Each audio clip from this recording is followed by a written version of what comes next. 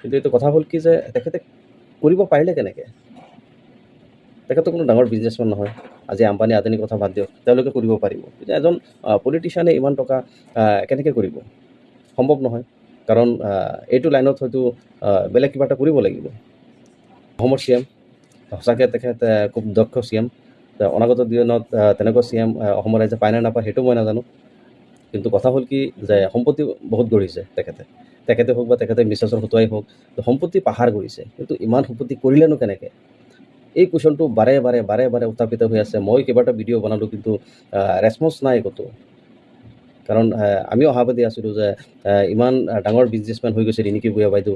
তো অসমত business taekwondo গ'লে মাৰোৱাৰী মানুহ, তেওঁলোকো কৰিব পৰা নাই। আজিৰ ডেটত মানুহ হাহাকাৰ হৈ আছে।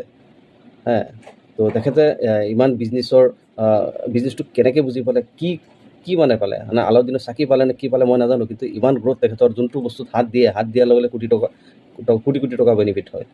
তো আচলতে এইবিলাক বহুত মানুহে হয়তো কৈ আছে, মিডিয়াত আমি শুনা পাই আছোঁ যে হিমন্ত বিশ্ব শৰ্মাৰ ছত্ৰ ছায়াতেই মিছেছে হয়তো ভালে মানে আগুৱাই